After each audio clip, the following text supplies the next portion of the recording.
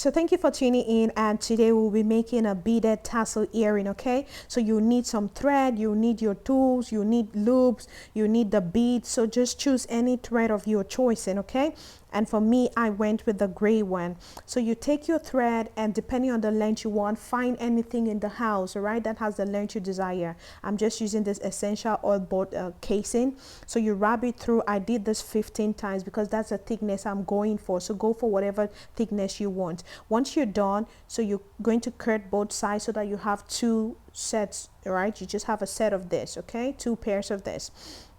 And once this is done, now you have to, you keep this aside, then you go into your bead, select the bead you want. You could find a totally different color, or you could find a matching color. For me, I chose the matching color. So you have to sort out your loop at this time. You take the ring that you're going to need, you pick the long string, okay, where you're going to attach the bead on. So make a selection.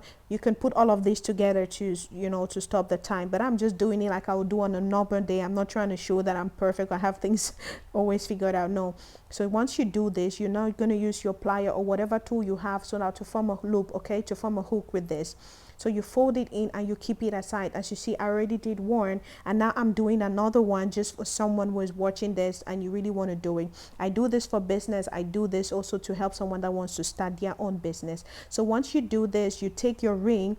You're not going to wrap the tassel, okay? You could be silk tassel, whatever tassel. This is the one I'm going for. So you're going to wrap it and pass it through the ring. The reason why we are twisting it, it's so that it can go through without fraying or without some of the strands getting loose and getting mixed up. So once you do that, you fold them into equal halves, and then you're going to look again, a supporting thread, a supporting thread, and you take it, you wrap it a couple of times, you double it, wrap it a couple of times, and then make sure. For this one, I went through 5 times, okay? So go as many times as you want, depending on how you want it to look. So I went through 5 times. If you have an invisible glue, you can also use this again to fasten it. But on the 5th time, I just tied it through because this is for my personal use, all right? Unless I have someone that really wants to buy it, I'm going to sell it. But this is for my personal use. So once you do that, we're almost there, right? We're almost there. It's going to turn out beautiful and gorgeous. So now you take again your beads. You have to open one of the hooks you made so you can pass the tassel through, okay? So you're going to open it, put it through. At this stage, you take your time. It's a bit challenging for some people, right? I'm also learning to master it. If your string is not so long, if the metal you're using is not long, it could be a bit challenging. But you take your time, be patient. You're making it to look beautiful. I love earrings, and God has inspired me and blessed me to be doing this, and I'm doing it, and hope you're gonna learn. So take your time. Make sure you close it really good so it doesn't fall off, and should you sell it to a customer, they don't come back complaining.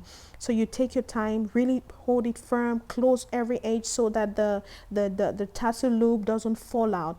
So once you've done that, okay, now you're going to put them down together, and then you have to attach your fish hook. It's the same process. You open up the hook and just pass it through, and then close it. Make sure you close it really, really good. Close it really, really firm so that it doesn't fall off. All right, once you do that, it's as good as good. You're almost done. We're almost done. We just need to make sure that all of them align and we trim them. So if you're not yet subscribed to this point, please go ahead, subscribe to this channel. By the grace of God, we'll be bringing you more amazing DIYs. All right, so you're just going to put them together. Some people use a comb, but because of the kind of tassel I'm using here, I don't need to use a comb. I just need to use my hands, straighten it out, get a scissors, get a neat curve through it, okay? I didn't get a neat curve, but you do your best to get a neat curve, all right? So that you just do it one time and it's all good and perfect, all right? Earrings are beautiful no matter how you make them. You're going to rock them right. So once you do this, okay, you push the dirt aside, clean the surface, and we're as good as done. All right, so that is it. That is our beaded tassel earring. Hope you enjoyed watching this. If you did, like, share, and why not subscribe to the channel. God bless you.